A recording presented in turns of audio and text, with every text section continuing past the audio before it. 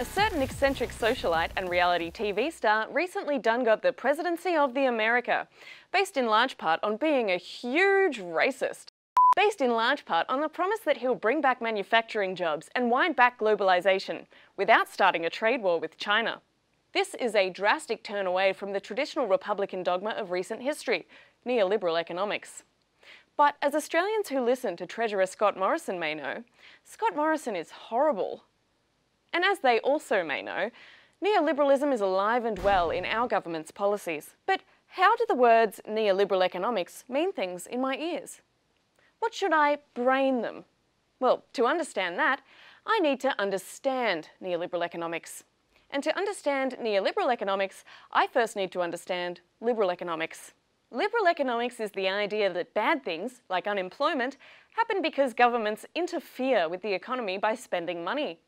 Therefore, if governments don't spend any money, even when there's a crisis, businesses will be encouraged to employ more people, instead of just keeping the extra profits for themselves, because of reasons. And you've just realised why they're called the Liberal Party. The flaw with liberalism lies in the fact that we've already interfered with the economy, so it's too late to see whether this theory is true or not without potentially wasting millennia testing it just for the results to be all messed up because global warming has destroyed the Earth.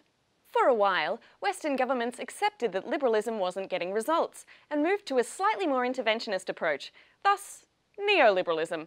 The idea that, even though liberal economics had in the past created severe inequality, unacceptable externalities and catastrophic crises, it might just work this time. Neoliberals believe in things like austerity measures, small government and trickle-down economics. Infamous neoliberals include former US President and shadow of his own posthumous cult of personality, Ronald Reagan, and former UK Prime Minister, Margaret Thatcher, who is widely loved for her contributions to British society.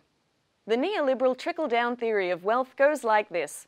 When one pours bottle after bottle of cuvée de prestige over one's tower of crystal champagne coup, even the carpet will become sodden eventually, and the same holds true for wealth. By showering the rich with tax cuts and incentives, they will eventually become so rich that their good fortune will burst from their silken seams and spill all over the next most wealthy people, and then the next most wealthy people, and so on. Like when someone vomits in a crowded train carriage, and then one by one that makes everybody else vomit too.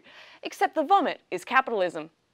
This is distinct from socialism, where one person vomits more than everybody else and then their vomit is divided evenly amongst everyone.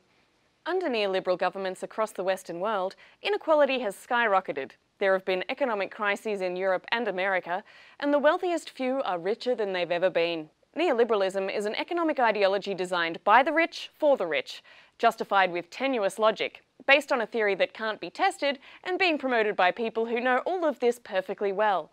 They just like it better that way.